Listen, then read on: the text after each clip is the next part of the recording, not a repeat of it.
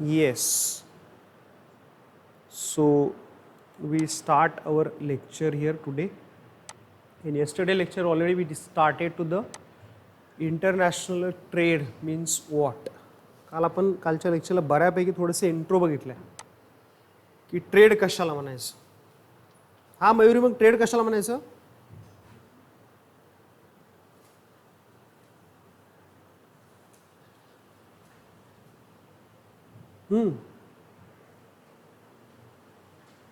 काल पाहिले ना आपण. कोण सांगेल मला ट्रेड कशाला म्हणायचं? हा Salman, yes down please. Loudly say.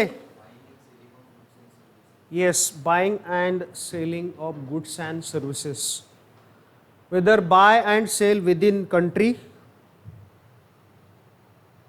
then intra-trade, and when buy and sell to one country with another country, we can say the international trade. Clear? That can be the happen.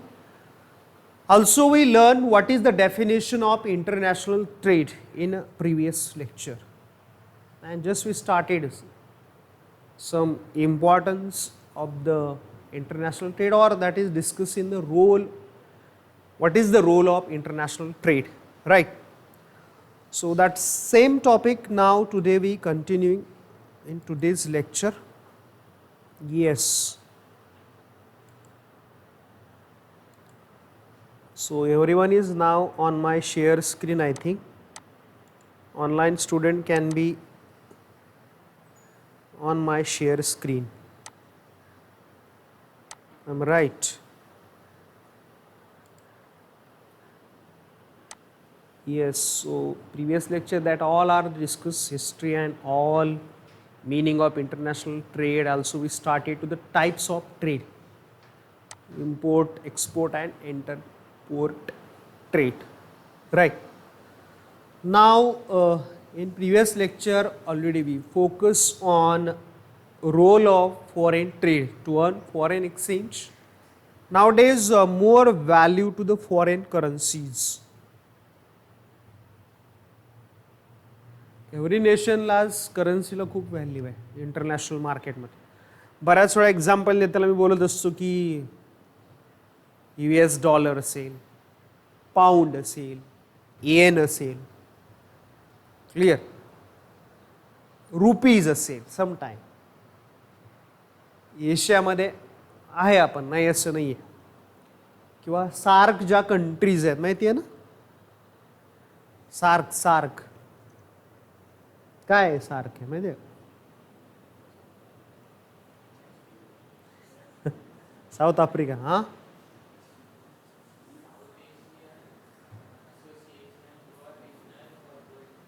Yes yes absolutely right. त्याच्यामध्ये आपला rupees हा थोडासा strong आहे. Mouse हे तुमचे घाला, ते mask घाला सगळ्यांनी. मला बोलायचं म्हणून घालायला तेवढं अलाउड नाही. क्लिअर. समटाईम असं करायचं अदनबंद वायपर केल्यासारखंच. खूपच कोण लागला असं थोडंसं. Clear.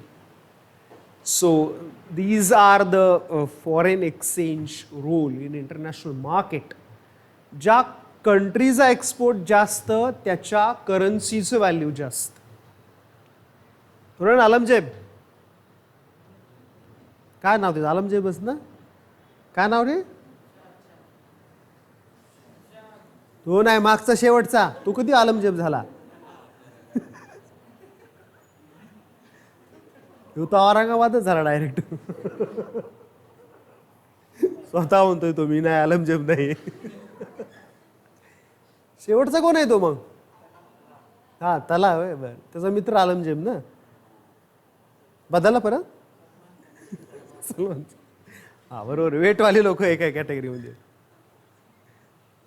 So what I tell you here, it is the importance of that trade. At the same time, currency value is very important. जसं ट्रेड इम्पॉर्टन्स आहे तसं त्यावेळेस त्या करन्सीला व्हॅल्यू जास्त आहे. ज्याचा एक्सपोर्ट जास्त त्याची करन्सीची व्हॅल्यू जास्त. Clear. So this is also importance in international trade. You can be see here. encourage to the investment.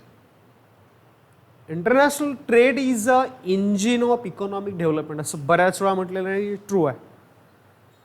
जर एन्शियंट हिस्ट्री आपण पाहिली की रोमन एम्पायर्स आपण ऐकले बऱ्याच वेळा, आहे की नाही. Roman empires they run or they go to the world wide for the trade.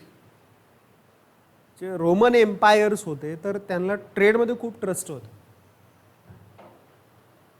किंवा ते ट्रेडसाठी जगभर जात असायचे. का तर त्यांना माहिती होतं की what is the importance of trade and all. Trade how the give opportunity, division and that labour and specialisation. आता तुम्ही कॉमर्स फील्डला आलेला आहात म्हणजे एक डिव्हिजन झाले ना तुमचं. Are you understand what I tell you here. तुम्ही कॉमर्स फील्ड चूज केलात म्हणजे 3 स्ट्रीममधलं तुम्ही कॉमर्सला आलेला आहात म्हणजे तुम्ही कॉमर्समध्ये स्वतःला स्पेशलाइज केलं आहे. फ्युचरमध्ये काय होईल माहीत नाही, आय डोंट नो. तुम्हालाही माहीत नाही, तुमचं ना आम्हाला पण आमचं माहीत नाही असं म्हणूया. पण तुम्हाला हे तर माहिती आहे की कॉमर्स स्ट्रीममधनं गेल्यानंतर काय स्कोप आहे. आपण 11th पाहिलं आहे चॅप्टर 1 स्कोप इन कॉमर्स और स्कोप इन इकॉनॉमिक्स असं आपण टॉपिक्स पाहिले. तर याच्यामधनं तुम्ही गेलात पुढे तर तुम्हाला CA, CS, MBA, competitive exams किंवा कॉमर्स फील्डमधले जेवढे काही जॉब्स आहेत त्याला तुम्ही अप्रोच होऊ शकता. पण असं होणार नाही ना 5 वर्ष कॉमर्स शिकला आणि डायरेक्ट तो MBBS डॉक्टर झाला. म्हणजे स्पेशलायझेशन म्हणजे होणं अवघड नाही एक ठरवल्यावर. पण तुम्ही कोणत्या स्ट्रीममधनं चाललात कॉमर्समध्ये तुम्ही त्याच्यातच पुढे जाणार. आर्ट्स फील्डला माणूस त्या फील्डमधनं पुढे जातो आणि त्याला ते जॉब भेटतात. राईट. So here division. मग जपानसारखी कंट्रीज आहेत तिथे इलेक्ट्रॉनिक गुड्स तयार होतात. जपान कंट्री जी आहे there is makes to the electronic goods म्हणजे तिथं त्या टाईपचे डिप्लोमाज तयार होतात. तसेच कोर्सेस इम्प्लिमेंट केले जातात. की रिसेंटली मी काल बोललो की IT सेक्टरमध्ये आज खूप जॉब वाढले आहेत म्हणजे ITचं डिमांड आहे. म्हणजेच काय, many are the nowadays enter in IT sector. खूप सारे लोक आहेत तर ते ITमध्ये जॉब करायलासाठी उत्सुक आहेत. तर मग तशा इन्स्टिट्यूशन्स येत आहेत. IIT पवई सारख्या इन्स्टिट्यूशन्स किंवा खूप साऱ्या IIT खरगपूर नाव ऐकून आहात का तुम्ही. There are the top institutions in India. Nowadays in IT also good packages. Recently few years back. का तर इंटरनॅशनल लेवलवरती आज इन्फॉर्मेशन टेक्नॉलॉजीला व्हॅल्यू जास्त आहे. गव्हर्नमेंटनं 43 ॲप्सवरती परत बॅन केलं माहिती आहे. तर ते ॲप तयार करणारे लोक कोण आहेत, याच फील्डमधले आहेत. समजते का तुम्हाला. किंवा आज बघतो आपण की बऱ्याचशा मूवीला काय म्हणतो आपण ते इफेक्ट दिले जातात. काय म्हणतात त्याला, 3D इफेक्ट नाही रे, CFX आय एम राईट काय ते VFX. तर त्याला स्कोप आहे ना. बाहुबली मूवी जी तयार झाली ते मीच तुम्हाला सांगितलं होतं की ते, आणि तुम्ही पण माहिती आहे तुम्हाला की 120 लोकांची टीम होती त्याच्यामध्ये आणि त्याला काहीतरी 28 करोड रुपये दिले त्या टीमला त्यांनी फॉर ओनली 2 months. पॅकेज काय झालं बघा त्या प्रत्येकाचं मूवी 28 कोटी रुपये VFX इफेक्ट त्यांनी दिले. आज म्हणजे हे स्पेशलायझेशन होतंय की नाही. आणि आज मोठे मोठे स्टुडिओ आहेत इंटरनॅशनल मूवीचे आहेत किंवा आपल्या इंडियामध्ये स्टुडिओ, तिथं VFX दिले जातात त्या मूवीजला आणि त्याचे मनी भेटतात त्या लोकांना. म्हणजे ते VFX जे इफेक्ट दिले जातात त्याचे कोर्सेस आहेत ना. असं आहे का सलमानला सकाळी बोर झालं बसवलं त्याला लगेच त्याने VFX दिले, स्टेटस ठेवलं लगेच माझा असा आहे तसा आहे. Is it easy? No. There is a म्हणजे त्याला डिमांड आहे ना. एंटरटेनमेंट जे सेक्टर आहे त्याला डिमांड आहे इंटरनॅशनल मार्केटमध्ये. Is it a specialisation? Clear. ज्याला मार्केटमध्ये डिमांड आहे त्याचं स्पेशलायझेशन होतं. Very simply that. त्याचा अर्थ असा आहे का की ॲग्रिकल्चरला काही डिमांड नाही. मी already give the yesterday lecture examples how is the importance of agriculture and all. Clear. So it is optimum allocation of utilization of resources. Once you are the decide availability of resources and all, एकदा जर आपलं decide करून झालं तर resource सेपरेटेशन करणं अजून सोपं होतं. Then you have getting more opportunities. Once you have to the separated that resources, you have to use optimum.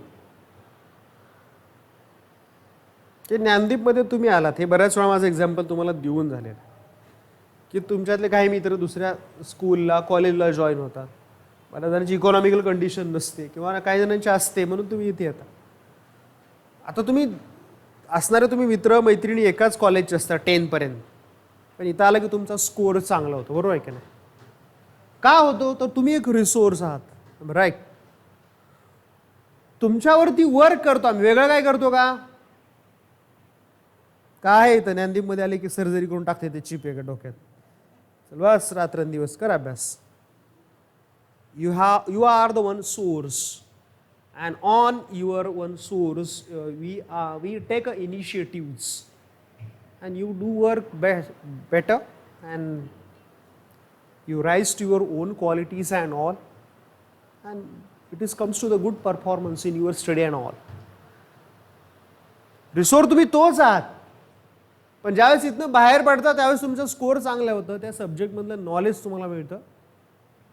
म्हणजे इथं काय झालंय, ॲलोकेशन म्हणजे तुम्ही ऑलरेडी कॉमर्स फील्डला मध्ये आलात आणि तुमचा एक रिसोर्स म्हणून चांगलं युटिलायझेशन झालं. त्याच्या वाईस वर्सा बाकीच्या कॉलेजमधली स्कूलमधली तुम्ही जे मुलं बघितलात तर बऱ्याचसा टाईम त्यांचा वेस्टेज जातो. कसा जातो? तो सकाळी सुरू व्हायच्या आधीच ज्यावेळेस ज्ञानदीप सुरू होतं, ॲक्च्युअल इंजिन त्याचं ज्ञानदीपचं सुरू होतं, त्यावेळेस 11-12च्या वेळेस बाकीचे कॉलेज सगळे संपतात, बरोबर आहे की नाही? आपला ज्यावेळेस ब्रेक होतो तेव्हा ते कशिडे घाटामध्ये असतात, राईट. आणि आपल्या जेव्हा सुटायची वेळ होती त्यावेळेस त्यांचं सेकंड झोप झालेली असते 4-5च्या वेळेस. आपलं स्नॅक घरी गेल्यानंतर होतं, त्यांचं 2ऱ्या-3ऱ्या टायमाचं चालू असतं कंटेनर, राईट. आणि त्यावेळेस 12वीमध्ये तुम्ही येतात त्यावेळेस मला नाईट क्लासेस असतात, 8:30 पर्यंत तुम्ही अगदी इथं असता. आपली 3 शिफ्टमध्ये कॉलेज चालतं, कॉमर्सचं तरी आपल्या इथं 3 शिफ्टमध्ये चालवतात. तुम्हीच सोर्स आहात, पण तुम्ही 3 शिफ्टमध्ये स्वतःला अलॉट करता. एक लेबरची कॅटेगरी आहे तर तो 8 आवर्स वर्क करतो, आपण तुमच्याकडनं जवळपास 14 to 16 आवर्स तुमच्याकडून स्टडी करून येतो. Resource you are the one. तुमच्यात हा भरलेला प्रोग्राम मग लाईफ लॉंग तसा चालतो. काही जणांचा चालतो, काही जणांचा बंद पडतो ज्ञानदीप संपलं की. काही जणांना हॅबिट होते ती स्टडीची, त्या टाइम टेबलची. You make habit and that is best for your future and all. त्या जपानचे लोक बघा किती रिसर्चमध्ये पुढे असतात, सतत काहीतरी शोध नसतात, त्यांचे डोळे पण असे असतात बारीक. बघितलं का तुम्ही कधी? बारीक डोळे झाले असे रिसर्च करून करून. असं काही नाही, त्यांचं जॉग्राफिकल स्ट्रक्चर नाही, तुम्ही खरंच बारीक आहे असं काही नाही आहे. ते रिसर्च फील्डमधले लोक आहेत ते. आपण जो हा स्टडी करतो तो त्यांना KG 4th-5th स्टँडर्डला असतो. तो म्हणला आपल्यात असं का, तर आपल्याकडे रिसोर्सेस एवढे नाही आहेत. आज तुम्ही प्रायव्हेट स्कूलमध्ये आहात म्हणून you are comfortable to here, right. हे जर तुम्ही गव्हर्नमेंट स्कूल कॉलेजला बघा काय पिक्चर आहे, आज कोण जातंय का? इन्शॉरिटी किंवा कोणी घेत नाही रिस्पॉन्सिबिलिटी. तुमची रिस्पॉन्सिबिलिटी घेत नाही म्हणजे तेवढा तो रिसोर्स वेस्टेज गेला की नाही. तुम्ही युटिलाइज नाही केला, तुमचा हा कार्यक्रम थांबलाय का? असं आहे का तुम्ही म्हणला 6 महिने आता अभ्यास नाही, 6 महिने जेवण पण नाही पप्पा? You understand what I tell you here? Means whatever have you source, whether not utilized, your resource can be waste. जर आपण आपला सोर्स म्हणून वापर नाही केलं तर वेस्टेज होणार. युटिलायझेशन हे झालं ह्युमनचं एक्झाम्पल दिलं. बरेचसे सोर्सेस आहेत, परत हे मॅनमेड सांगितलं मी पण तुम्हाला. नॅचरल सोर्सेस, बिलो अर्थ, ऑन अर्थ अँड अबव अर्थ. गल्फ सारख्या कंट्रीला पेट्रोल डिझेल मिळालं, कोकणात विहीर खाणला तिथे तर पाणीच भेटणार, तिथे काय पेट्रोल डिझेल मिळणार नाही, राईट. पण त्या पाण्याला पण व्हॅल्यू आहे, because in Gulf there is a per litre water cost is more compare to the petrol diesel. I am right, जर I am wrong please correct me. मग मला सांगा, हे आपल्या इथं दरवर्षी पावसात रुपये पडतं, ते आपलं पेट्रोल डिझेलच आहे की नाही? त्याचं आपण युटिलायझेशन कसं करतो? Utilisation natural resources. इराणचा प्रोजेक्ट आपल्याला करायचा आहे, तो आपण पाणी पाठवणार आहेत पाईपलाईन करून त्यांना, त्यांची डिमांड आहे, त्यांच्या कंट्रीमध्ये एवढा रेनफॉल नाही आहे चांगला, तो प्रोजेक्ट खूप पेंडिंग आहे. मनमोहन सिंगाच्या काळातला प्रोजेक्ट आहे, आता आपल्या साहेबाच्या काळात अवघडच आहे sir. It's really challenging. Many time I that say that word, मूर्तियां आसमान छू रही है और लोकतंत्र रसातल में जा रहा है. Right, clear. तर अजून पुढच्या अजून 5-10 वर्षात आपल्याला भरपूर सारे मंदिरच बांधायचे, टेम्पलच बांधायचे आणि खूप साऱ्या मूर्त्या बांधायच्या. तुमची पण कदाचित लागल्या काय, असू दे, चालत राहायचं. क्लिअर. पण हे होत असताना आपले रिसोर्सेस वेस्टेज होणार नाही याची आपण काळजी घेतली पाहिजे. That is the most important. Many time I also told you that India is the one of the richest country in the world. India, कान उघडे ठेवू नये का, India is the richest country in the world, but very poor to use that resource utilisation. जगात खूप श्रीमंत आहे आपण रिसोर्समध्ये, आपणच आहे तर फॅक्ट आहेत, पण त्याचा यूज म्हणलं की आपण खूप दरिद्री आहेत. का तर इंडियामध्ये 360 डेज 365 डेज इंडियामध्ये तुम्हाला तिन्ही क्लायमेट बघायला भेटतील. भर पावसाळ्यात तुम्हाला राजस्थान फिरता येईल, कारण की जेव्हा महाराष्ट्रात पाऊस सुरू होईल तेव्हा राजस्थानमध्ये काहीच नसतं. राईट. भर उन्हाळ्यामध्ये तुम्हाला शिमल्याला बोंबलत फिरता येईल, भर पडत असतो छान छान. आताच घाई करू नका, अजून 10 वर्षांना जा विथ फॅमिली. Right, clear. आणि ज्यावेळेस खूप तुम्हाला वाटतं थंडी आहे, परत राजस्थान आहेच. मग 365 डेज तुम्ही इंडियामध्ये टुरिझम करू शकता. म्हणजे इंडियाला हा एवढा जॉग्राफिकल प्लॅटो आहे. तसं गल्फ युरोपमध्ये कुठेही जागेला बोंबल्याला थंडीच आहे तिकडे. 28 डिग्री -28 डिग्रीच्या खाली येत नाही बऱ्याच वेळा टेम्परेचर त्याचं. असं एवढी डायव्हर्सिटी आपल्या प्लॅटूमध्ये आहे, एशियन प्लॅटूमध्ये स्पेशली. तर हे रिसोर्सेस दिलेत आपल्याला, gift by nature, when utilise properly, तर त्याचा आपल्याला ट्रेड करता येऊ शकतो. स्वित्झर्लंड सारखी कंट्री टुरिस्ट प्लेस म्हणून ओळख आहे तिची, खूप सारं त्याचा ॲडव्हान्टेज ते घेतात. Clear. So it is one importance to here. Most important that, yes, काल हे सगळे टॉपिक आपले बघून झालेले आहेत. Stability in price level. Yes, price स्टॅबिलिटीला इंटरनॅशनल ट्रेड कसं हेल्प करतो सांगा, बोला. How the helps price stability about the international trade.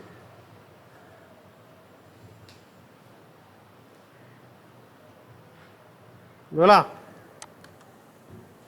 ऑनलाईनला कोणी बोलतोय टाईप करा, आता मी आलोय समोर स्क्रीनला आहे. Stable demand and supply. बरं मेहता, सॉरी. येस.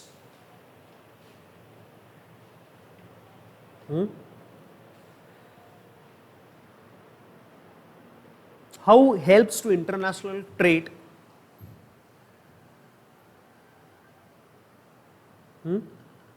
बोला.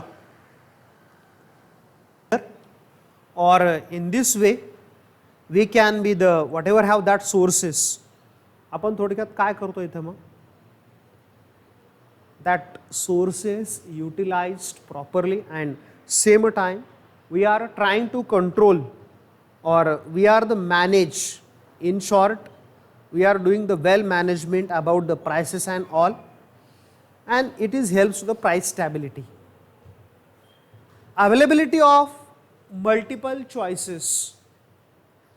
तुम्ही ज्यावेळेस शॉपिंगला जाता कुठेतरी, गोंडस शब्द आहे ना हल्ली एकदम, शॉपिंग कुठे झालं शॉपिंग. दिवाळीमध्ये बरीच लोक गेले असतील, आता कोविड-19 असलं तरी बरंच आहे का नाही, गेलात की नाही? मी तर गेलो होतो, हे दिसतंय ना समोर. डॅनिम शोरूमला गेलो बाय मिस्टेक. हा दिसतंय.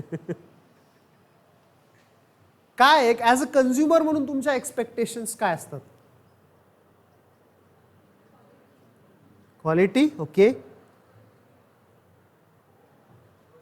हा, गुड्स प्राइस, क्लोज प्राइस पाहिजे कमीत कमी, बरोबर आहे. 100 रुपयात शर्ट 10 रुपयाला भेटला तरी चांगला आहे. हा, दिवाळी गिफ्ट, हो. असं बाहेर लोकच बोल, या आडाव साहेब या घेऊन जा. हा,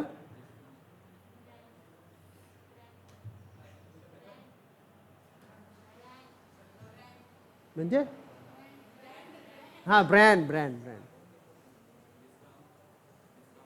डिस्काउंट पाहिजे. बरं, सगळे एवढेच आहे डेमरीज सगळे. बाय वन वन बाबू पुढं घ्यायच्या आधीच म्हणायचं तू फ्री देणार आहे, तो आधी द्या.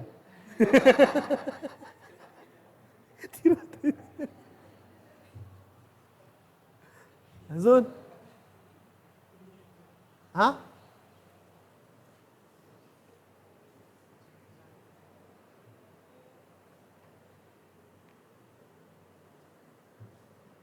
सलमान मागच्याच गेला होता तू मैत्रिणीसोबत, ते सांगणार एक्सपिरियन्स तुझा.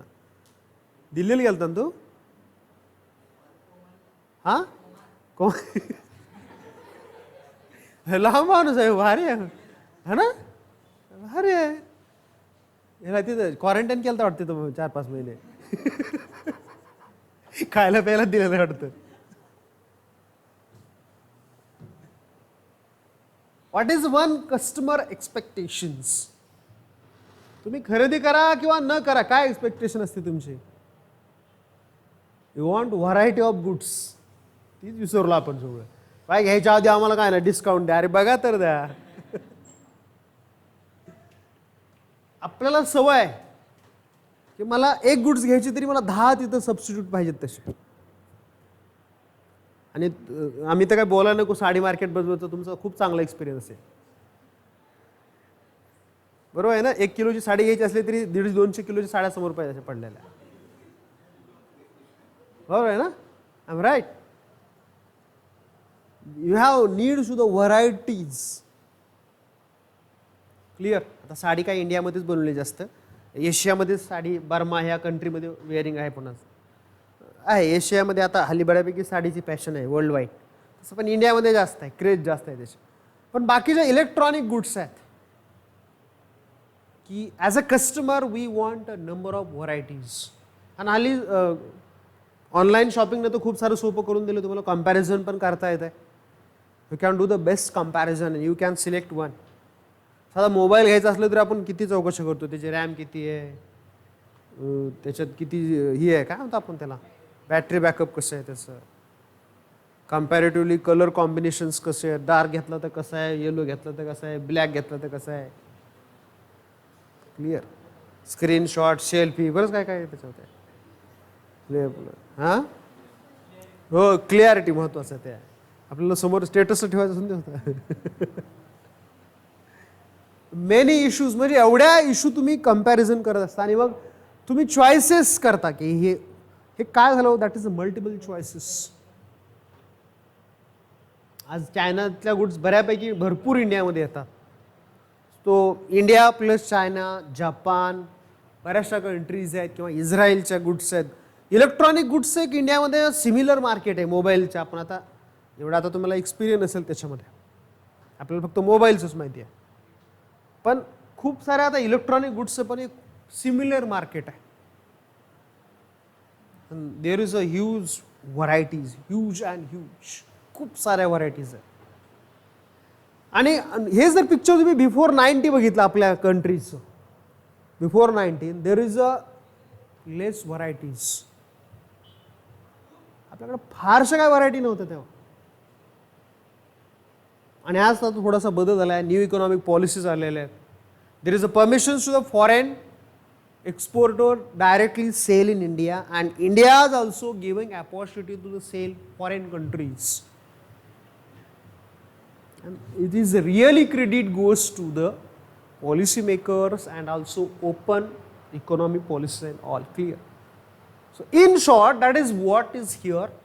This is the multiple choices availability in the market. मार्केटमध्ये असे खूप सारे व्हरायटी मिळते आहे, मल्टिपल चॉईसेस कस्टमरला मिळत आहेत आणि हा एक मोस्ट इम्पॉर्टंट रोल फॉरेन ट्रेडचा आहे. Brings reputation and helps to the earn goodwill. तुम्ही चायना आणि जपानच्या गुड्समध्ये काय सांगू शकाल? आता तुम्ही काय खूप मोठे युजर आहात असं नाही आहे, पण as on your general knowledge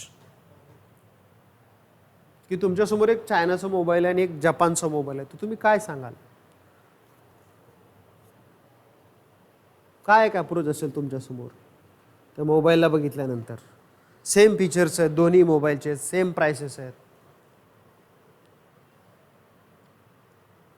तर तुमचा चॉईस कोणाला असणार?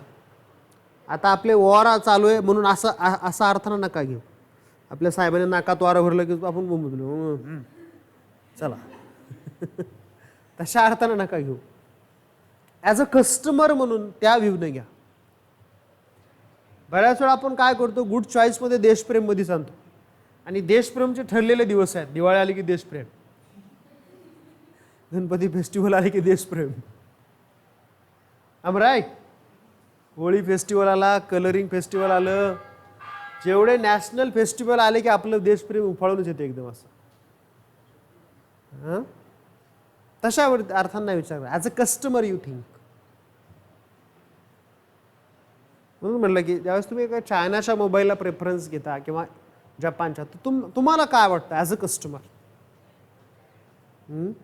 चायना इज बेस्ट मोबाईलमध्ये?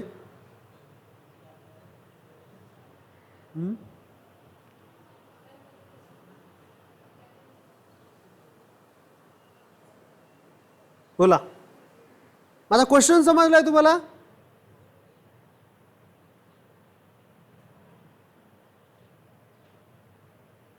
अरे अंडरस्टँड माय क्वेश्चन. यांना काय समजलं का बघूया जरा. अरे वा, बरंच काय काय आन्सर आले. MP हिने तर मध्य प्रदेशमध्ये निघून गेला. I Mehta is a processor, Shafruddin is a Japan. Mehta परत ब्रँडेड घ्यायला लागला. आणि Ishu is replying Japanese products are good because products good electronic products. Yes absolutely. तुम्ही ज्यावेळेस चायनाचं प्रोडक्ट आणि जपान तुमच्यावर सेम प्रोडक्ट सेम प्राईस असेल तर, आता म्हणून म्हणलं तुम्हाला एवढं नॉलेज आहे की नाही माहीत नाही, पण जपानच्या प्रोडक्टची क्वालिटी ऑलवेज बेस्ट आहे. अजून तरी मार्केटमध्ये एक रेप्युटेशन आहे, इज अ रेप्युटेशन.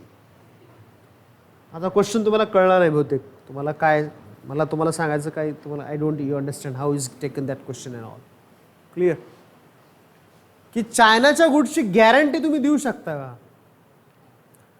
किंवा काय आज डांबरट लोकांनी मार्केटमध्ये स्लोगनच देऊन ठेवली आहे, बघता कधी मुंबई पुण्याच्या मार्केटमध्ये, फॅशन के युग में गॅरंटी की उम्मीद ना करे. काय म्हणलंय ते? मोठ्या मोठ्या मॉल्सला लिहिली होती आपण, नाही तो का याशीच नाही तर कायदा काय तो कायदा पाळा, गतीचा काळ मागे लागला, थांबला तो कार्यक्रम झाला.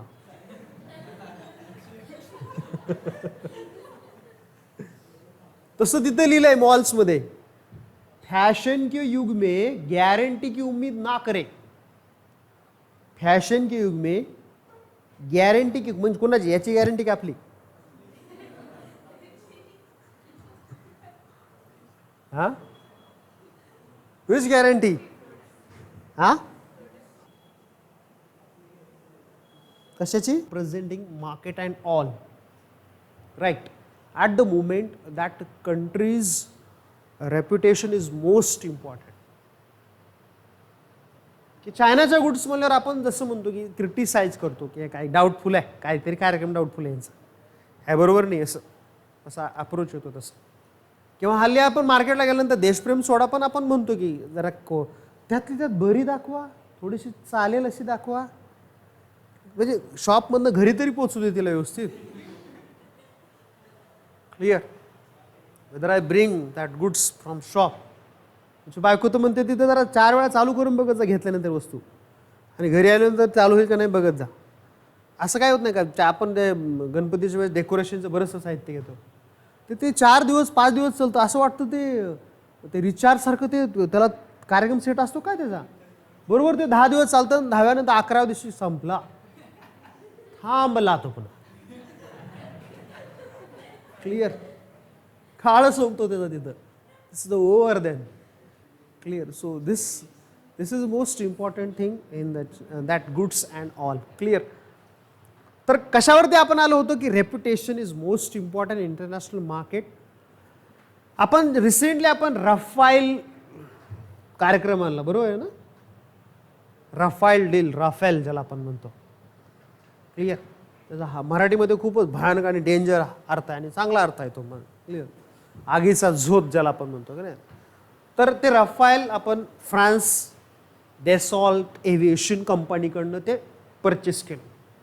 ते असं परचेस नाही 5 रुपयाचा पेन दे दादा दे चल डेसॉल्ट, असं नाही. ते खूप लॉंग टर्म डील चालली आपली, ती जवळपास 20 ते 22 वर्ष डील चालू आहे आणि 2022 पर्यंत सगळा कार्यक्रम आपल्याला येईल त्यांचा.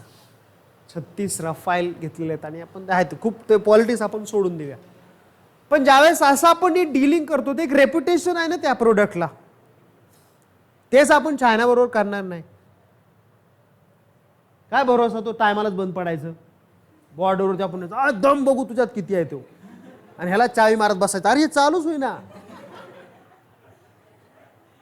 It's can be possibilities. Clear. म्हणजे आपण क्वालिटीज आणि मग हे रेप्युटेशन आहे इंटरनॅशनल लेवलला. मग हा पण एक क्वेश्चन तुमच्या माइंडमध्ये येतो की नाही माहीत नाही, डोंट नो, की इंटरनॅशनल लेवलला तुम्ही म्हणत असाल मग इंडियाच्या गुड्सचं इंटरनॅशनल लेवलला रेप्युटेशन कसं आहे. It is quite, it's okay, not comparatively China. International लेवलला आपलं नक्कीच रेप्युटेशन कम्पॅरेटिव्हली चायनापेक्षा नक्कीच चांगलं आहे. पण काही करत नसलो तरी फसवत फारसं नाही. आपल्यातला आपला कार्यक्रम खेचाखेचीच असतो, तो भाग वेगळा. But whether we represent in international level, we are presenting well quality goods. Clear. आणि त्याच्यामुळेच आपण काही मागच्या बाबतीत रिसर्च आपण केलो आहे, काय म्हणतो स्पेशली दॅट ॲटॉमिक रिसर्च असेल किंवा स्पेस रिसर्च, बरोबर आहे ना, I am right. ISRO space रिसर्चमध्ये आपण खूप पुढे आलेलो आहे. पण त्याच्यावरती पण खूप क्रिटिसाइज झालं मिशन इंडियाची, पण त्याला वापरणारे सगळे कॉम्प्युटर चायनाच होते. त्या डांबरटाने त्याच्यावर पण म्हणले mission is India using computer and all in China. Clear. असं त्यांनी क्रिटिसाइज वगैरे केलं. दिस इज फॅक्ट. त्यासाठी आपण याच्यामध्ये हळूहळू थोडंसं पुढे नक्कीच जातोय, आपलं एक चांगलं रेप्युटेशन आहे. पण जपानसारखं, फ्रान्ससारखं, US सारखं व्हायला आपल्याला खूप वेळ लागेल. आपण मेजॉरिटी लोक कशासाठी गाठ लागला हळूहळू, पॉवर स्टेरिंग आहे ना, होतं कधी कधी आता. So what I telling here, तर तुम्हाला जर आपण US गुड्स या इंडियामध्ये येतात का, बऱ्याच वेळा येतात, त्या खूप कॉस्टली असतात. As for your information, US अशी एक डांबरट कंट्री आहे की ती जगभर डिफेन्स मटेरियल एक्सपोर्ट करते. कोका कोला जी कंपनी जर ओरिजिनल जर बघितला, त्याचा बाप म्हणूया आपण मग, तर त्याचं ओरिजिनल प्रोडक्शन हे डिफेन्स मटेरियल तयार करण्याचं. ते सहज सांगता, आम्ही रायफल तयार करतो, आम्ही बॉम्बगोळे तयार करतो. क्लिअर. रणगाडे तयार करायचं हे काम हे US आहे. आणि US मध्ये मेजॉरिटी ज्या कंपन्या आहेत त्या सगळं डिफेन्स मटेरियल तयार करतात. आपल्याला बऱ्याच वेळा हायलाईट होत नाही ना की वर्ल्ड शेअरमध्ये चायना बरंच काय काय तयार करतंय, पण US तयार काय करतं, US तयार करत नाही, एकामेकाला जगू पण देऊ देत नाही. त्याचं वर्ल्ड वाईड त्यांचा शेअर जास्त आहे आणि त्याच्यात त्यांचं रिसर्च खूप मोठा आहे. USच्या खूप साऱ्या प्रायव्हेट कंपन्या, आपलं जसं म्हणतो इंडियामध्ये टाटा आहे, किर्लोस्कर ग्रुप आहे, अजीज मेहताचा विप्रो ग्रुप आहे, right, I am right. So जशा त्या कंपन्या आहेत ना, तशा आपल्या या कंपन्या, तशा तिथे US मध्ये त्यांच्या ब्रँडेड कंपन्या या सगळं प्रोडक्शन्स करतात आणि त्याचा वर्ल्ड मार्केटमधला खूप मोठा शेअर आहे. ती खूप मोठी एक वेगळी मार्केट आहे. आपण तिथपर्यंत काय आलाय टॉपिक म्हणून आपण बघतोय. The reputation is come to our again topic. Reputation is most important. मग शेवटी क्वेश्चन राहतो की सर मग चायनाचं रेप्युटेशन खराब आहे तर मग त्याचा एक्सपोर्ट का होतो. तर आन्सर तुमच्याकडेच आहे, व्हेरी सिम्पल आहे. व्हेरी लेस कॉस्ट, खूप कमी कॉस्टमध्ये त्याचं सेल होतो.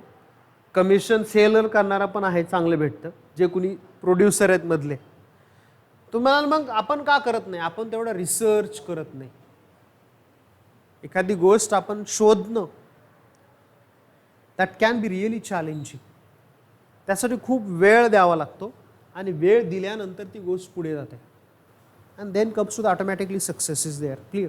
So this is also most important is what reputation and all is most important to international trade. Clear.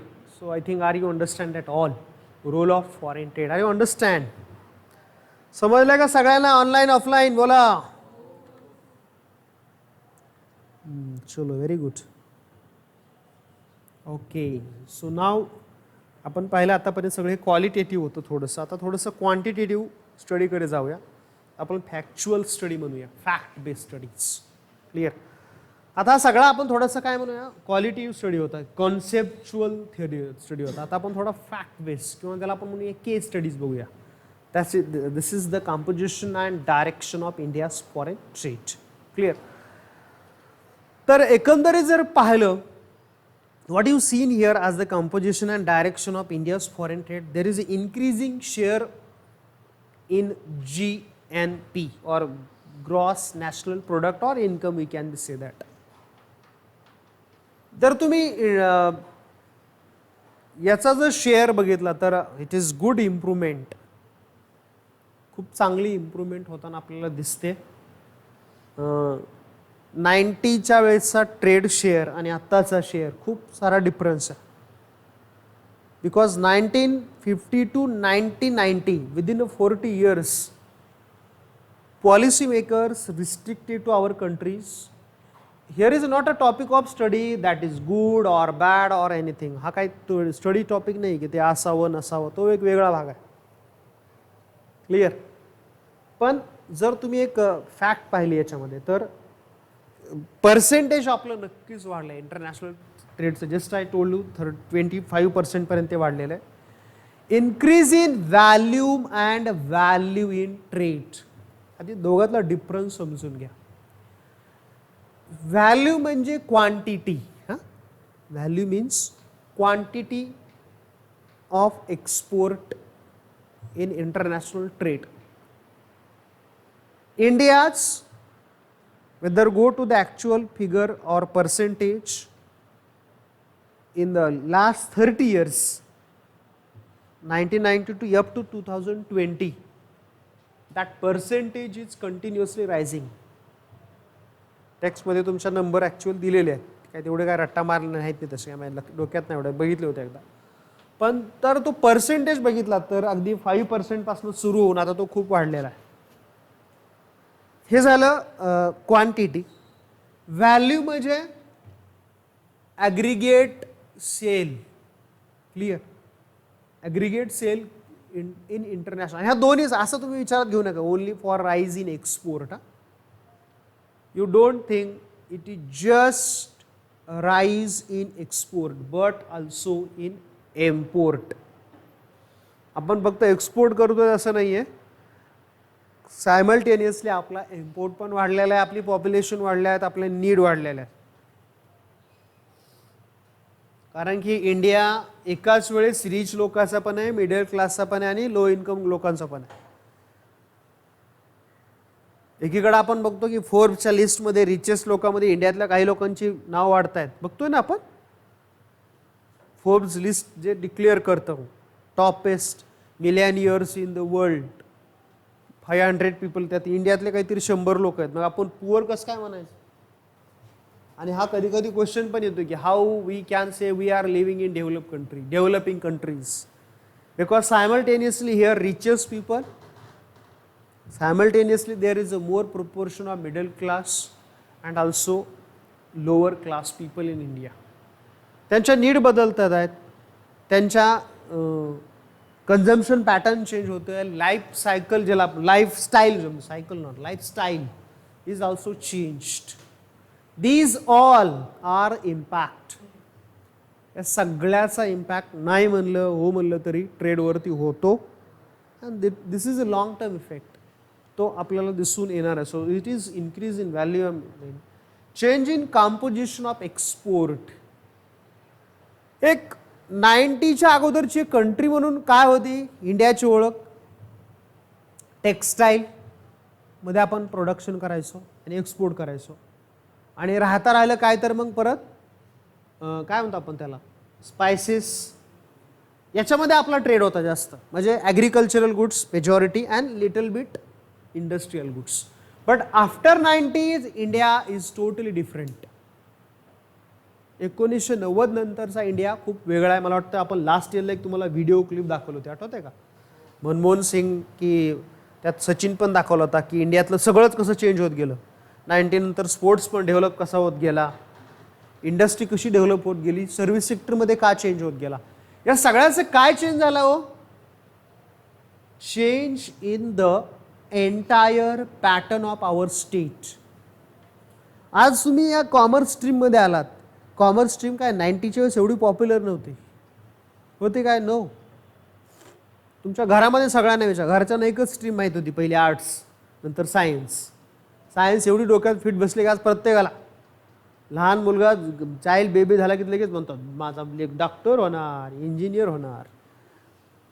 आता तुमच्या जनरेशनपासून पुढं काय होतं बघूया आता. What you teach to your babies and childs. बरोबर सलमान? काय शिकवणार? ॲस्ट्रोनॉट व्हायला सांगतो. क्लिअर? Means whether generation is changed, pattern is changed.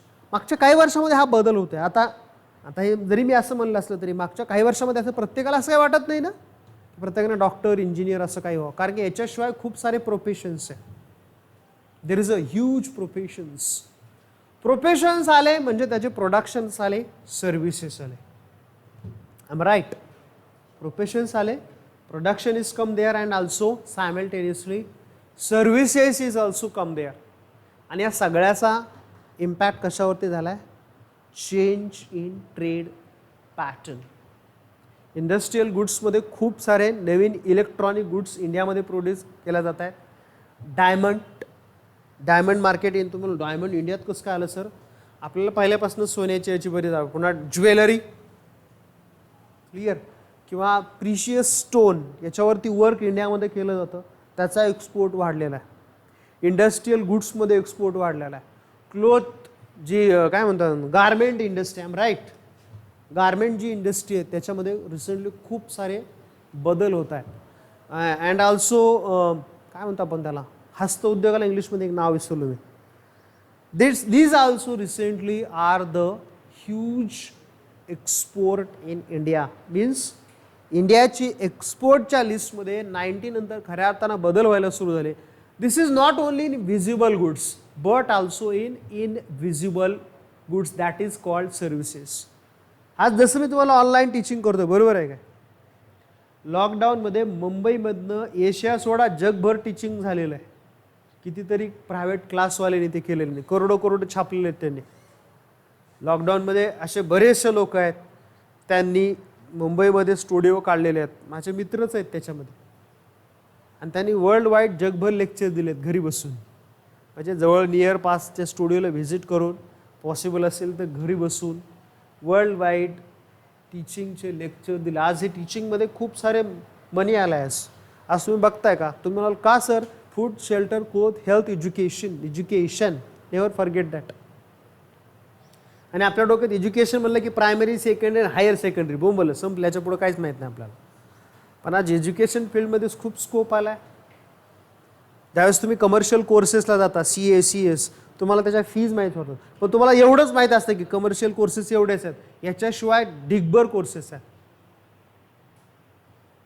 आज कितीतरी मल्टीनॅशनल युनिव्हर्सिटीचे कोर्सेस इंडियामध्ये बसून तुम्हाला करता येतात. MBAचे 1-1 वर्षाचे कोर्स आहेत, माहिती आहे का तुम्हाला? ऑनलाईन कोर्सेस चालतात ते. कोविड-19 मुळे नाही, 12 महिने ऑनलाईनच असतात ते कोर्सेस.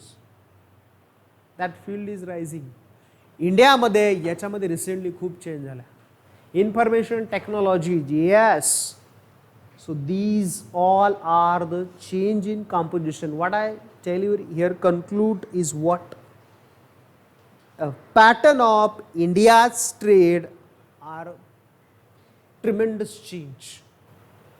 इंडियाच्या ट्रेड पॅटर्नमध्ये खूप सारा बदल झाला आणि तो बदल अनबिलिव्हेबल आहे. क्लिअर. And it is shows the future picture of our India. कदाचित आपण म्हणूया की इंडियाचं फ्युचर पिक्चर आहे.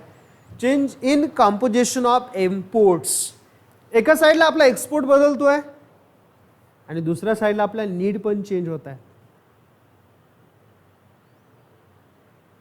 की 11वी पर्यंतची आपली 10वी पर्यंतची क्लास कशी होती आणि किंवा आमच्या जनरेशननं क्लास जे अटेंड केले ते कसे होते किंवा स्टँडर्ड 1st to 5th तुमचे सुद्धा क्लास कसे होते, एवढे होते काय सगळे हायफाय? एवढे नाही. आमच्या जनरेशन तर सोडा. आमच्या जनरेशन तर एज्युकेशन झाल्यानंतर आमच्या हातात मोबाईल आला. त्याच्यामुळे हा कार्यक्रम तर आम्ही पहिल्यांदाच बघितला. मी पहिल्यांदा LCD युनिव्हर्सिटीमध्ये बघितला. तो बघितला तर आम्हाला पिक्चरचं थिएटर सारखंच बघितलं असते. आम्हाला हेड ऑफ द डिपार्टमेंट आमच्या आपटे मॅडम हा करून बघा, हा ते घुमरे थोंड मिठा असं करा जरा. कधी सवय नाही ते थिएटरची कायम बघायची सोय. आम्हाला वाटलं मॅडम आता डिपार्टमेंटला मूव्हीज दाखवता आम्ही हॅ करून बघायला. म्हणून मी तुम्हाला दरवेळेस सांगत होते हॅ लागले करून बघायला सगळे. आम्हाला वाटतं डिपार्टमेंटला ते काही पिक्चर दाखवत आहे पण नंतर कळतं तसं काय दाखवणार, ते पण असंच काहीतरी करणार आहे. म्हणजे युनिव्हर्सिटीत पहिल्यांदा LCD बघितला इयर 2000. म्हणजे त्याच्या इंडियात त्याच्या अगोदर आला हो, पण म्हणजे पर्सनली मी तरी कधी बघितला तो इयर 2002 6-7 मध्ये बघितला. वर्ल्ड तुम्हाला जर मग LCD आला तरी कधी 1998 पासून तो यायला लागला. इंडियामध्ये यायला बरेचसे प्लेन सापडलेच नाही त्याला. कोरियानं तो तयार केला पहिला. तुम्हाला US तर महाग कसं काय राहिला आय डोंट नो, पण कोरियाचं तेव्हा हवा होती चांगली. आज पण आहे कोरियन गुड्स, माहिती आहे ना. तो किम जाम जोमचो त्याचा नाही कोरिया, तो नाही त्याचा कोरिया नाही, त्याचा कोरिया नाही तो, हा कार्यक्रमाचाच कोरिया द्या फक्त. दुसरा एक कोरिया आहे ना, साऊथ कोरिया आणि नॉर्थ कोरिया. तर साऊथ कोरिया टेक्नॉलॉजीमध्ये पुढे आहे. क्लिअर. तर त्यांच्या अजून कोरियाच्या गुड्सचं आज पण मार्केट चांगलं आहे. मग ते जपानबरोबर त्याचं एक नाव राहून गेलं. तर मी सांगत काय होतं की ती टेक्नॉलॉजी बदलते, बरोबर आहे की नाही. Composition is changed. पहिले LCD 80-90 हजार रुपये असायचे. क्लिअर. 80-90,000 मध्ये ते असायचे. तो पॅटर्न बदलला. आज LCD अगदी 10,000 रुपयामध्ये येतात. घरी लावायचं असेल, तुम्हाला चायनाचं असेल तर ते किलोमध्ये घेऊन जा म्हणतात. 4-5 किलोमध्ये एका बसतील असेल तर, आणि ते पॅकेज ठेवतात 10 किलोमध्ये. हा एवढे बसतील तेवढे. 10.5 किलो झाला बरं ठीक आहे, डिस्काउंट देऊ 11 पण घेऊन जा. असं म्हणजे टेक्नॉलॉजीमध्ये हा चेंज होतोय आणि आपली गरजा बदलत आहे. म्हणजे हे मी फक्त क्लासरूमचं एक्झाम्पल दिलं. इथं LCDने जागा घेतली आहे. समोर हा स्क्रीन आलेला आहे. म्हणजे सगळं टीचर लोकांना पण खूप कम्फर्टेबल आहे. आता पहिला टीचर आपला धूळ खात पडलेला असायचा, सगळं पावडर इथं असायचं, तो घामाघूम व्हायचा, फॅन नाही काय नाही, समजलं का रे, असं पॅनिक व्हायचा असं. ते तो बिचारा घामाघूम असा, कपडे पोस घाम पोस असा, घामेला इकडं घामाच्या धारात धारा असा सगळा. एक वेगळं कल्चर होतं ते. म्हणजे त्यात टीचिंग होतं नाही असं नाही. क्लिअर. आणि त्याला टीचर आज आपण म्हणतो की प्रोफेसर असं, त्याच्यामुळे त्या सगळ्या अवतारामुळे त्याला का असं पण म्हणलं मास्तर मास्तर असं. क्लिअर. तर तो मास्तरची पण वेगळी स्टोरी मी एकदा सांगितली तुम्हाला, आता नाही सांगतो, आपण खूप लांब चाललो होतं. Composition. So changing composition of imports. तर हा बदल झाला. मी फक्त एज्युकेशनचं एक्झाम्पल दिलं.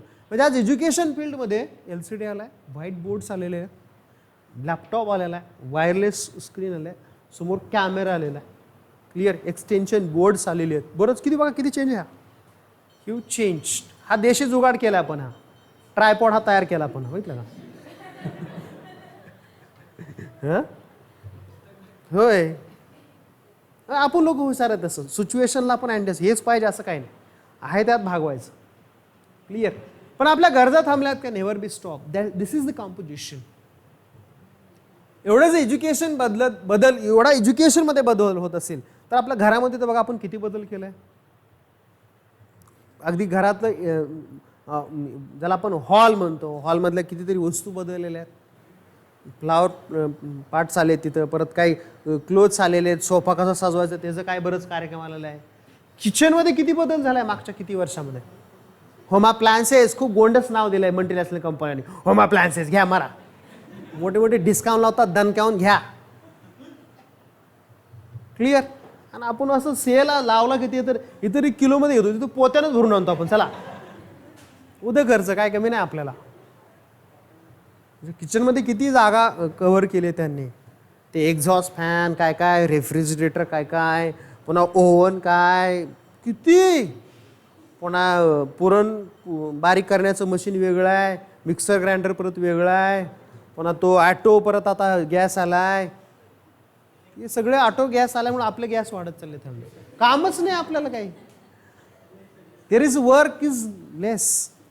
क्लिअर. एकेकाळी लोक खाण्यापिण्यासाठी धावपळ करायचे, आज एवढं कार्यक्रम तो वाढला, तो पचवण्यासाठी धावपळ करावं लागतंय. राईट. कॉम्पोजिशन. रिसेंटली काही वर्षामध्ये आपले वेट कमी करण्यासाठी आपल्याला बरेचसे इक्विपमेंट घ्यावे लागत आहे. ट्रेड मशीन काय काय आणि काय काय, त्याच्यामध्ये सुद्धा म्हणजे मार्केटमध्ये व्हरायटी किती आली आहे. आज आपण सहज एखादी गुड्स मागवतोय अमेझॉनवर, लगेच आपल्याला इथं 1-2 दिवसामध्ये पोचते येते. म्हणजे आपल्या डिमांडचा पॅटर्न पण चेंज झाला आहे. Composition, change in imports. Clear. So this is the really different change. It is really impact on market. Oceanic trade हे तुम्हाला थोडंसं नवीन आहे, पण अगदी सोपं आहे तसं. ओशियन म्हणजे आपला इंडियातला जवळपास 60 मला करेक्ट करा मी जर चुकत असेल, 68%, 70 भरूया चला कमी जास्तीला, की आपला इंडियामधला ट्रेड जवळपास 70% हा ओशियानिक ट्रेड आहे. ओशियानिक म्हणजे काय, trade through of the oceans. Simple. Clear. जो ट्रेड आपण करतो, जो आपण आपल्याला खरं चांगली इंडियन प्लॅटूमध्ये एक ॲडव्हान्टेज भेटलेलं आहे. बघा आता समजा हे अफगाणिस्तान असेल किंवा नेपाळ असेल, तर त्यांना आपल्या इंडियाच्या थ्रू जावं लागेल. असं त्यांना करता येणार नाही की जरा रोड खांदले तिकडं ते पाणी आणून घेतला समुद्राजवळ ओढून. ही त्यांना ॲडव्हान्टेज नाही आहे. It's advantage to the few countries and we are the one of the luckiest country in the world. की त्या अशा लकीज कंट्रीजमध्ये आपण आहोत आणि त्याला आपल्याला चांगला ॲडव्हान्टेज. तुम्हाला 68% चांगलं का, तर आपण किती पेट्रोल डिझेल वाचलं. नाहीतर प्लेन चालवायचं काय सोपं आहे वय. नाही तर तुम्ही असंच म्हणले असते, मी चिपळूणला चाललोय आता 12चं प्लेन आहे सर माझं, मी जाते. नाही सलमान तर रोज मला सर माझा फ्लाईटचा टाईम झाला, आलं का चला इथूनच लगे. ते काय बजेटमध्ये नाही, अजून आपल्या कॉस्टमध्ये नाही आहे ते. तसं ओशियनच्या थ्रू ट्रेड करणं, तिथं काय रोड्स वगैरे टाकायचं नाही, काही कार्यक्रम भरायचा त्या डिझाईनमध्ये शेप असला तर ते पाण्यावर चालत आपलं. हां थोडंसं ड्युरेशन जास्त लागतं त्याला. पण 68% आपण फॉरेनवरनं गुड्स इम्पोर्ट पण करतो आणि एक्सपोर्ट करतो. सॅमल्टेनियसली आपल्या त्याच थ्रू या ज्या कंट्रीज आपल्यावर डिपेंड असणार आहेत, कोणत्या, चायना नाही, नेपाळ, अफगाणिस्तान, भूतान, तर त्या आपल्याला, श्रीलंका आहे ते चुकीचं नाव दिलं आहे बुक्समध्ये, मी थोडंसं वाचलं. श्रीलंकाला ऑलरेडीच आहे त्यांचा एरिया. असू दे, ते कदाचित श्रीलंका त्यांनी बघितली नसेल कुठे ॲक्च्युअली, लिहिणाऱ्या लोकांनी कदाचित थोडं कन्फ्युजन असेल त्यांचं. Clear. So there are the trades due to in this way. फक्त एवढ्याच कंट्री नाही, किंवा युरोपमधल्या काही कंट्रीज आहेत की त्या मिडल आहेत, त्यांना कुठेही कोस्टल एरिया नाही, तर त्यांनाही ॲडव्हान्टेज नाही असणार अजिबात नाही. So something is near about, आपण पकडून झालं की 70% trade through of the oceanic trade and that is get big advantage. त्याचा आपल्याला खूप ॲडव्हान्टेज. म्हणजे 30% जो ट्रेड आहे एअरवेजचा थ्रू होतो आपण, आणि त्याच्यामध्ये सुद्धा जो ट्रेड आपण करतो 30% जो राहिला आहे तो इसेन्शियल गुड्सचा करतो. मेडिसिन्स असेल तर त्या आपण फॉरेन, कारण त्या मेडिसिन लॉंग टाईम स्टोअर नाही करतायत. किंवा आपण ज्यावेळेस एक्सपोर्ट करतो तर ते ओशियानिक ट्रेडनं थोडा टाईम लागतो, तर गो टू द एअरवेज, काही मेडिसिन्स असतील किंवा काही ॲग्रिकल्चर प्रोडक्ट असतील, किंवा समजा दुबईच्या मार्केटला तुम्हाला फ्लावर पाठवायचे आहेत, बरोबर आहे ना, ते जर तुम्ही ओशियानिक ट्रेनने पाठवलं तर 4 दिवस लागतील तिथे पोहोचायला. तर ते प्लेनने पाठवली तर 3.5 ते 4 तासात ते पोहोचतात. मुंबईवर इथनं मी मागच्या वेळेस तुम्हाला एक्झाम्पल दिलं की दुबईला रोज 3 ते 4 प्लेन जातात, त्याच्यात नुसती फुलंच भरलेली असतात. व्हरायटी ऑफ फ्लावर्स मुंबईमधनं रोज एव्हरी डे टेक ऑफ होतात, एव्हरी डे. क्लिअर. का तर ते त्यांचे खूप डिमांड आहे त्या फ्लावर्स अशा बऱ्याच व्हेजिटेबल्स याला, क्लिअर. आणि मग ते फ्रेश भेटतं त्यांना. जर तुम्ही ते स्टडी केला आता तुम्ही आता तुमचा काही संबंध येत नाही तर दिवसभरामध्ये सगळं ते आज समजा ते ही कोण करणार, त्यांना एक्सपोर्ट करणार कोण असतात, हे सगळे हा सगळा वेस्ट बेल्ट पुण्याच्या जवळचे आणि या सगळ्या जवळचे जे सिटीज आहेत they are also important to here, clear. So in this way, whether you observing or study recently that oceanic trade and all are recently huge change or it is getting to the more benefits, याचा खूप सारा benefit आपल्याला होताना दिसून येतोय. आणि असं वाटतं की हा एक चांगला बदल आहे आणि जो बदल that's get the big advantage to our country, आपल्या कंट्रीला त्याचं एक चांगलं नक्कीच ॲडव्हान्टेज आहे, clear. Next to the development of new ports. जसं आपण म्हणतो की नाही खेड स्टँड, बरोबर आहे की नाही, किंवा चिपळूण स्टँड, तसं हे फॉरेनवर जेव्हा आपण हे ओशॅनिक ट्रेड म्हणतो आपण तर त्यावेळेस त्याला पोर्ट्स पाहिजेत, क्लिअर. जसं एखादं एरोप्लेनसाठी आपल्याला एक चांगलं एरोप्लेन स्टेशन आपण जसं म्हणतो, जसं सांताक्रूज सारखं जसं आहे, क्लिअर. तर तशा क्वालिटीचे पोर्ट्स पाहिजेत. एखाद्या तुम्ही पोर्ट्सला जर व्हिजिट दिला असेल अगदी साधं इथं सुद्धा केला तुम्ही कधी इकडे कर्दे हरणे बीचला, तिकडं छोटंसं पोर्ट आहे ते, पण फॅसिलिटी खूप लागतात त्याला. It is not easy, clear. So this is most importance to here whether you observing or studying or in this way know about it, clear. समजते का रे ऑनलाईन? मध्ये लाईट गेली होती का जागे सगळे? नाही, असू दे, चला, नो प्रॉब्लेम, क्लिअर.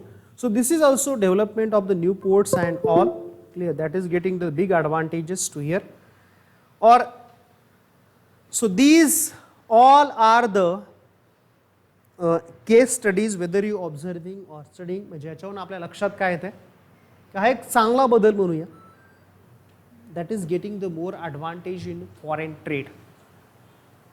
फॉरेन ट्रेडमधला हा एक खूप चांगला बदल होताना आपल्याला दिसून येतोय. Now we see the direction of India's foreign trade, clear. which ways are running to the India's foreign trade. We trying to focus. बरं, अगोदरचा टॉपिक कळला सगळ्यांना, मागास कळलं कधी सगळ्यांना? येईल ती स्क्रीन, वेळ लागेल त्याला जरा यायला, क्लिअर. हां, सेकंड पॉईंट परत घेऊ. Okay okay okay, I repeated, no problem. See development of that oceanic trade ना, increasing value and value of trade, clear. आता याच्यामध्ये काय व्हॅल्यू म्हणजे काय? Quantity, that product quantities, clear. समजा हे एक 10 माऊस आहेत बाबा, हे एक्सपोर्ट केले, ह्याची क्वांटिटी किती झाली? 10 झाले, 10 झाली. आणि आता याची प्राइस काय स्टेबल असते असं नाही ना. हा माऊस आहे बाबा, याची प्राइस स्टेबलच राहील असं सांगता येत नाही. आता काही गुडची स्टेबल राहते, पण मला सांगा डायमंड्स, ज्वेलरीज, त्याची काय प्राइस स्टेबल राहणार आहे का? नाही. तर ती काय होणार आहे? Value. That also increases in international trade. की जे आपण व्हरायटी ऑफ गुड्स प्रोडक्शन करतोय की नाही, म्हणजे एकीकडे क्वांटिटीमध्ये, म्हणजे तुम्ही मला नुसतं क्वांटिटीज कसं तसा अर्थ नका घेऊ. Quantity mean that number of sales is one side is continuously rising. Number of sale of that goods is rising, and whether rising of that goods sale and all, that value also increases in previous. म्हणजे research आणि डेव्हलपमेंटमुळे काय झालं, एका साईडला त्याच्यासाठी utilise केलेले sources आहे त्याची कॉस्ट कमी होत झाली आणि त्याच्यामुळे काय झालं, त्याची व्हॅल्यू सुद्धा वाढलेली आहे, clear. So this is a part of composition and direction of India's foreign trade. Now we see the direction of India's foreign trade. Whether you see the directions and that trade means that countries which is India export its goods and services and countries from which is import the goods and services. आता हा थोडासा general नॉलेजशी related आपला questions आहे. आपला trade कुणावरती आहे तर बऱ्याच वेळा आपण ऐकून असताना आपण सगळे की आपल्यावरती ब्रिटिशांचा रूल होता, बरोबर आहे की नाही. त्याच्यामुळं जरी ब्रिटिशर्स आपल्या इथनं जरी लीव झाले तरी still we are the member of commonwealth associations. जे कॉमनवेल्थ नावाचं जे ब्रिटन अंडर कंट्रीज होत्या का नाही, अजूनसुद्धा आपण त्याचे मेंबर्स आहे. क्लिअर. आणि त्या कॉमनवेल्थचे मेंबर असल्यामुळं आपला गल्फला स्पेशली युरोपियन कंट्रीजला एक्सपोर्ट चांगला आहे. आल्सो गल्फ कंट्रीज ज्याला आपण म्हणतो, ह्या ज्या पेट्रोलिंग कंट्रीज आहेत, स्पेशली समथिंग 14 की 16 कंट्रीज आहे. आपण पुढं त्या OEADC मध्ये बघणार आहेत, आहे बघा पुढचा एक टॉपिक. क्लिअर. तर त्या कंट्रीजला आपला एक्सपोर्ट खूप चांगला आहे आणि त्यांच्याकडनं आपण इम्पोर्ट पण खूप चांगल्या पद्धतीने करतो. Clear. So it is big advantage in whether you see the international trade. Excuse. Yes, we meet tomorrow lecture. Have a nice day. Bye. See you. Take care.